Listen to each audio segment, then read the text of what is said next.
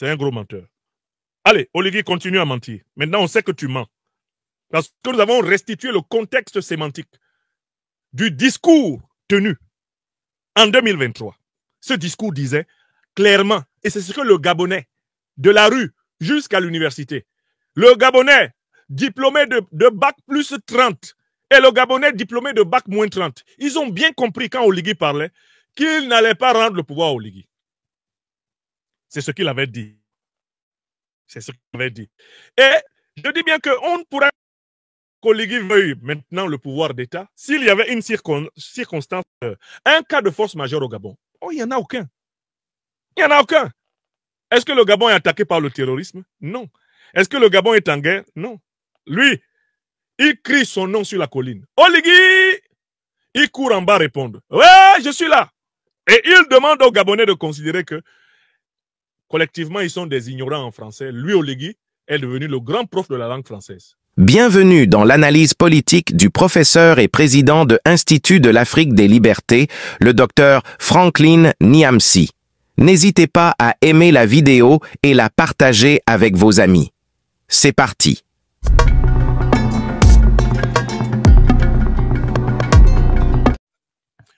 Brice Clotaire Oligui Nguema, donc le général défroqué de la France-Afrique, le chouchou de la France-Afrique, l'enfant chéri du néocolonialisme français moribond.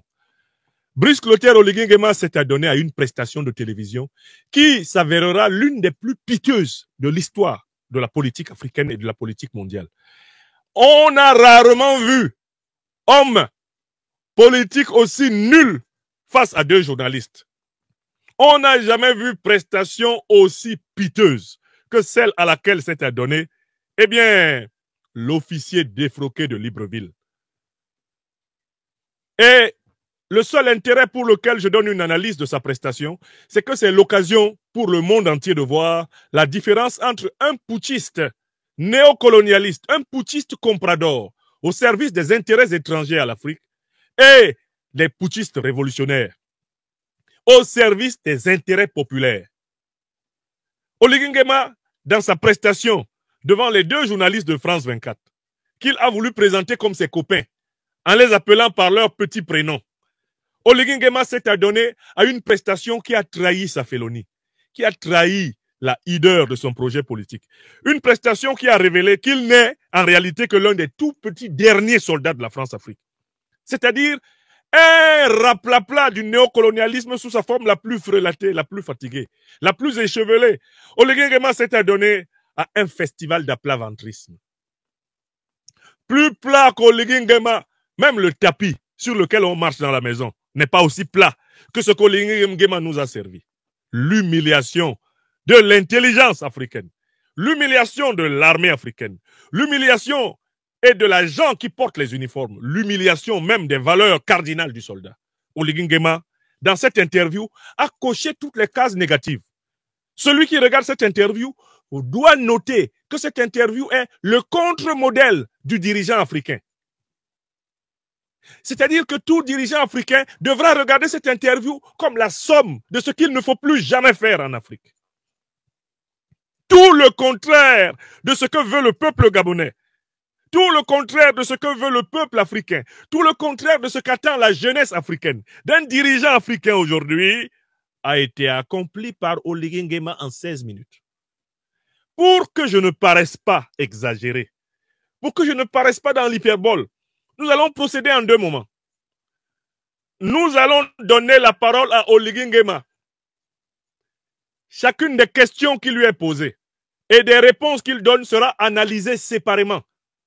C'est-à-dire qu'on va lui poser une question, il va donner la réponse, nous allons l'arrêter pour montrer que sa réponse est nulle. Et même parfois que la question qui lui a été posée elle-même était nulle. Vous comprenez? De telle façon que nous allons donc écouter l'interview d'Oligui Nguema, mais cette fois-ci en saccadé. C'est-à-dire, on va l'écouter question-réponse par question-réponse. Est-ce que vous comprenez? De telle façon que le peuple gabonais, les Africaines et les Africains du continent et des diasporas, nos amis d'Europe, d'Asie, d'Amérique, ceux qui sont dans les îles des océans Atlantiques et Indiens, ne ratent rien du monument de bêtises intellectuelles, morales, politiques, du monument d'immondice politique que M. Oligui Nguema a déversé sur la place publique. Et que vous voyez bien pourquoi l'Afrique rejette le néocolonialisme français. L'Afrique rejette l'impérialisme occidental. L'Afrique rejette aussi le despotisme nègre. Nous refusons toutes les formes de servitude. La servitude à l'étranger, sur le continent africain. La servitude de l'Africain envers l'Africain, sur le continent africain. Tout cela doit être combattu. Et Oligui Nguema incarne les deux servitudes. Servitude à l'étranger et servitude de l'Africain à l'Africain. Voilà pourquoi nous allons procéder de manière méthodique.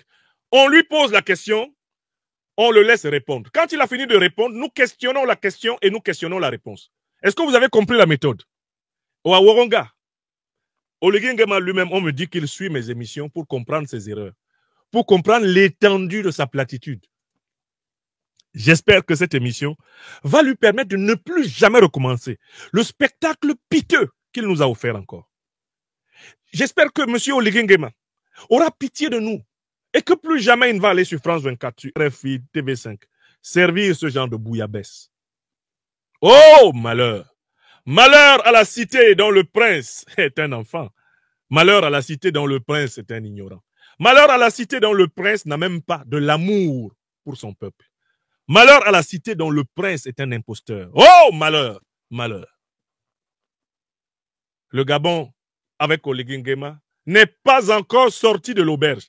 Vous allez le voir tout à l'heure. Ici, vous êtes chez le docteur des preuves. Il va parler, on va lui poser des questions, il va parler, et je vais vous montrer comment sa réponse est effroyablement nulle. Sans plus tarder, on commence. Monsieur Oligui, venez ici répondre aux questions qu'on vous a posées. Et regardez sa posture, hein, celle de l'élève face à ses maîtres. Regardez comment il est coincé, comment en fait il récite, il essaie de réciter une dictée qui a été préparée d'avance. Regardez son comportement non verbal. Monsieur Oligui, venez ici. Venez ici qu'on sache vraiment que vous n'êtes pas à la hauteur. C'est-à-dire que même pour faire président France-Africain, wallahi. Bonjour et bienvenue sur France 24 et sur Radio France Internationale. Nous sommes à Libreville, au palais présidentiel. Et notre invité est Brice Clotaire Oligui Nguema, le président de la transition au Gabon. Merci beaucoup, monsieur le président, de nous accueillir. Bonjour, Marc. Et avec moi pour cette interview, Christophe Boisbouvier de RFI. Monsieur le président, bonjour. Bonjour, Christophe. Vous observez déjà, au premier échange entre Brice Clotaire Oligui Nguema, qui fait office de chef d'État, président du Gabon, et les deux journalistes, que lui, il cherche à se familiariser avec eux. Il les appelle par leur prénom, eux, il l'appelle par son titre. Donc, on sait déjà que l'interviewé veut flatter les intervieweurs. Au lieu de saluer Marc Perelman et Christophe Boisbouvier, monsieur veut montrer qu'il les connaît. Il veut montrer qu'il a déjà bu un petit coup avec eux. Il veut montrer que vraiment, on est ici entre copains et coquins. Hein? En fait, ils auraient pu l'appeler « Bonjour Brice » et il aurait répondu « Bonjour Marc ». Hein? Bonjour Christophe. Puisqu'il les appelle par leur prénom. Le parallélisme des formes veut que lorsque vous, un dirigeant africain, vous appelez les gens par leur prénom dans une émission officielle, vous soyez en train de leur donner l'autorisation de vous appeler par votre prénom. Oh, Oligui a juste oublié qu'il joue apparemment là le rôle d'un chef d'État, d'un président de la République. Il n'a pas à commencer dans ce qu'on appelle la logique du ça ne fait rien, la banalisation de l'entretien. Il cherche la banalisation de l'entretien parce qu'il veut leur donner l'impression qu'il est l'un des leurs. Ce comportement verbal, bonjour Marc, bonjour Christophe, c'est une manière de dire, c'est moi. C'est Brice Clotaire, ne me faites pas de mal. Ouais, pardon. Ouais, posez-moi des questions calmement. Pardon, ne me piégez pas. C'est votre Brice Clotaire. Je suis votre fils dans vos mains. Ouais, d'ailleurs, même, vous m'avez déjà donné la liste des questions avant. Je ne veux pas répondre n'importe comment. Marc, ouais, Marco, Christo, pardon, vas-y doucement. Ça, c'est déjà le comportement d'un peureux. Il dit qu'il n'est pas peureux, mais c'est un gros peureux. Seul un peureux cherche à appeler ses intervieweurs par leur prénom alors qu'il est en position de force. L'interview a lieu dans ma maison. Si c'est moi le chef d'État là, vous êtes dans ma maison. Je suis le chef d'État. C'est moi qui vous accueille. Mais je n'ai pas besoin de vous flatter. Vous devriez être content de me poser des questions et moi, je ne vais pas chercher à vous flatter en vous appelant par vos prénoms alors que vous essayez de montrer que vous ne me connaissez pas. Bonjour, monsieur le président. Ils n'ont pas dit monsieur le chef de la junte. Hein. Ils n'ont pas dit bonjour monsieur le putschiste. Bonjour monsieur le président. Même s'ils savent que lui n'a pas été élu. Et que quand il faut parler d'Assimi Goïta, général d'armée, chef de l'État, président du Mali, ils disent le chef de la junte, la junte, la junte. Là-bas, ils arrivent. Bonjour monsieur le président. Bonjour monsieur le président. Lui, il leur dit, à feu. On est ensemble, on est des frères. Marco, bonjour. Christo, Chris. C'est comme chez nous en Afrique centrale, quand on connaît les gens, on a tendance à abréger leur nom, leur prénom. Christo, Marco, ou en tout cas à prolonger leur prénom d'un suffixe. Hein? On ajoute quelque chose sur le prénom ou on diminue. Par exemple, l'autre s'appelle Christophe, c'est trop long. Chez nous en Afrique centrale, on coupe, on dit Christo, Chris. Il ne manquait plus que ça.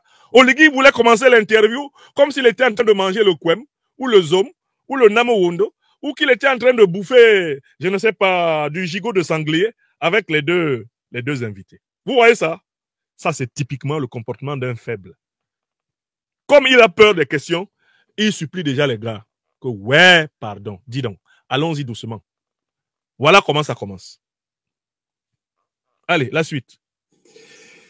Il y a 19 mois, à la tête de la garde présidentielle, vous avez renversé Ali Bongo, vous avez promis aux Gabonais une nouvelle ère, vous avez promis de remettre le pouvoir aux civils. Or, vous êtes candidat pour la prochaine élection présidentielle qui est prévue le 12 avril. Pourquoi ce revirement? Qu'est-ce qui vous a poussé à prendre cette décision? Ali Bongo Ondimba a été renversé, effectivement, le 30 août 2023. Et je l'ai dit dans mon discours à la nation lorsque j'ai prêté serment. Nous allons organiser des élections libres, transparentes et apaisées en vue de rendre le pouvoir aux civils. Je ne suis pas resté figé dans mes bottes de militaire. Et vous parlez français aussi bien que moi.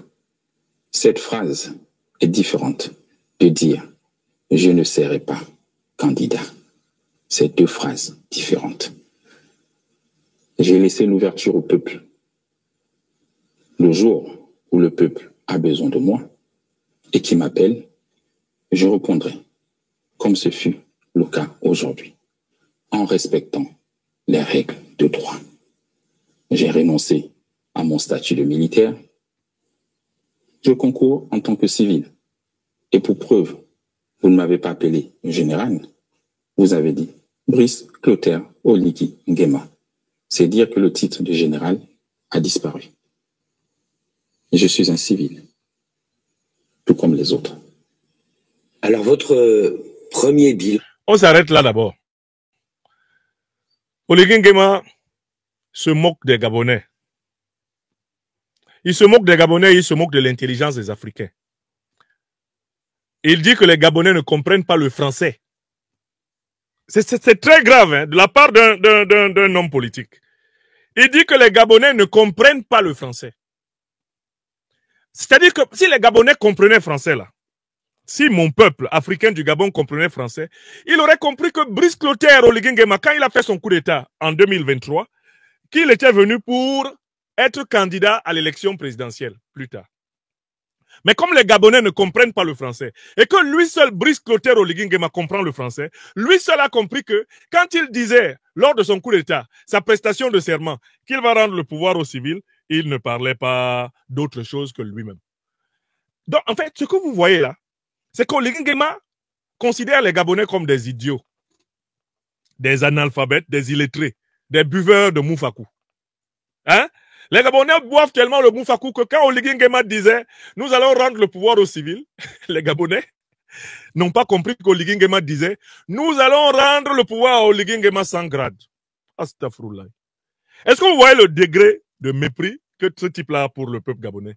Quelqu'un qui dit qu'il représente un pays, est-ce qu'il peut s'amuser à dire que c'est un problème de français? S'il y a un problème de français, lui, Oligui Nguema s'autoproclame académicien. Il est académicien avec Bois Bouvier. Il est académicien avec Perelman Marc. Voilà les trois qui connaissent le français au Gabon. Sinon, les autres Gabonais n'ont rien compris. Les Gabonaises et les Gabonais qui ont compris que Oligui Nguema venait mettre en place une transition. Et après la transition, il organiserait à la manière, je ne sais pas, d'Amadou Toumani Touré, une élection pour que d'autres soient candidats. Ceux-là qui ont compris ça, Oligui dit qu'il retourne à l'école. Qu'il retourne à l'école parce que c'est un problème de français. La Gabonaise et le Gabonais seront Oligui Nguema sont des attardés linguistiques. Pourtant, quand nous retournons au coup d'État, Oligui Nguema, dans le contexte où il a parlé, disait très clairement qu'il allait rendre le pouvoir au civil, c'est-à-dire à quelqu'un d'autre que lui-même. Personne ne peut expliquer les phrases d'Oligui Nguema en 2023 sans les appliquer de la manière suivante. Quand en 2023, Oligui Nguema dit « Nous allons rendre le pouvoir au civil », la phrase d'Oligui Nguema signifie « Nous allons rendre le pouvoir au civil sauf à Oligui Nguema ». Même si Oligui Nguema enlève ses galons de général pour devenir civil, nous n'allons pas lui donner le pouvoir.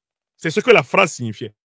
Si mon peuple gabonais là, ce n'est pas une bande et une masse totale d'idiots, les Gabonais savent très bien que c'est ce qu'Oligui Nguema a dit. Donc, l'interview commence par un grand mensonge et un grand mépris. Oligui Nguema pourrait faire valoir, je ne sais pas, un cas de force majeure qui l'a amené à changer d'avis. Il pourrait faire valoir une menace extraordinaire qui peserait sur le Gabon. Comme il n'y en a pas, comme il n'y a pas un cas de force majeure, comme il n'y a pas une menace, Oligui recourt dès l'ouverture de l'interview à un gros mensonge. Et comme il est face à des complices, personne ne lui rappelle le contexte sémantique de ses propos de 2023. Est-ce que vous avez compris? Vous êtes d'accord avec moi que l'interview a commencé par le mensonge? Quand ça commence par le mensonge, ça va finir par le mensonge. Car tout ce qui est du diable reste du diable d'un bout à l'autre. Le diable a beau se déguiser en ange de lumière. Satan, c'est Satan. Satan aïe Satan. Satan ané Satan. Celui qui ment au commencement d'une interview de cette importance, il s'est assis là pour mentir. Oligui est un menteur. Écrivez ceci. Oligui Nguema est un gros menteur. Les Gabonais comprennent le français. Les Gabonais savent parler français. Au Gabon, il y a des diplômés dans tous les domaines infiniment supérieurs en maîtrise de la langue française à Oligui Nguema. Et ils savent qu'Oligui Nguema, en 2023, a dit que lui, civil ou militaire, il a dit que lui, il allait rendre le pouvoir. Écrivez ça. C'est ce qu'il avait dit. Je n'aime pas les menteurs. Écrivez. Oligui Nguema, Brice Clotaire, alias Bongo, parce qu'en fait, c'est un bongo. Ce sont ses oncles. Est un gros menteur. C'est un gros menteur. Anemorabe, il est mauvais. Il ment. Vous comprenez? Vous comprenez? C'est un gros menteur. Allez, Oligui continue à mentir. Maintenant, on sait que tu mens. Parce que nous avons restitué le contexte sémantique du discours tenu en 2023. Ce discours disait clairement, et c'est ce que le Gabonais, de la rue jusqu'à l'université, le Gabonais diplômé de bac plus 30 et le Gabonais diplômé de bac moins 30, ils ont bien compris quand Oligui parlait qu'il n'allait pas rendre le pouvoir à Oligui. C'est ce qu'il avait dit. C'est ce qu'il avait dit. Et je dis bien qu'on ne pourrait qu'Oligui veuille maintenant le pouvoir d'État s'il y avait une circonstance, un cas de force majeure au Gabon. Oh, il n'y en a aucun. Il n'y en a aucun. Est-ce que le Gabon est attaqué par le terrorisme? Non. Est-ce que le Gabon est en guerre? Non. Lui, il crie son nom sur la colline. Oligui! Il court en bas répondre. Ouais, je suis là.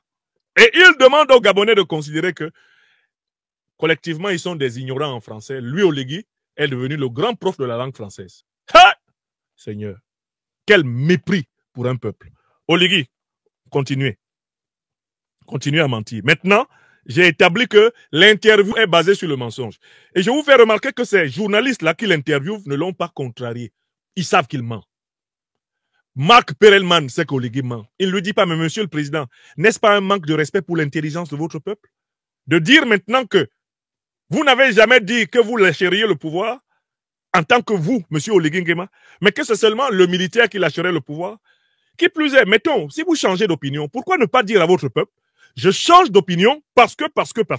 Mais est-ce que vous pensez que c'est sérieux de réduire à une question de sémantique, à une question de français, à une question de langue, à une question linguistique, à une question d'herméneutique, un acte qui engage votre foi, votre bonne foi, qui engage votre sincérité et votre véracité. N'êtes-vous pas là en train de vous moquer en profondeur du peuple gabonais et de révéler au peuple gabonais que vous êtes un imposteur, un ennemi, un menteur? Oligui, continuons. Chers téléspectateurs, vous avez été les témoins privilégiés de cette analyse politique profonde et inspirante avec le docteur Franklin Niamsi. Maintenant, c'est à vous. Réagissez en commentaire, partagez vos réflexions et vos idées. Si cette vidéo vous a éclairé, n'hésitez pas à l'aimer et à la partager avec vos amis. Ensemble, nous construisons l'Afrique de demain.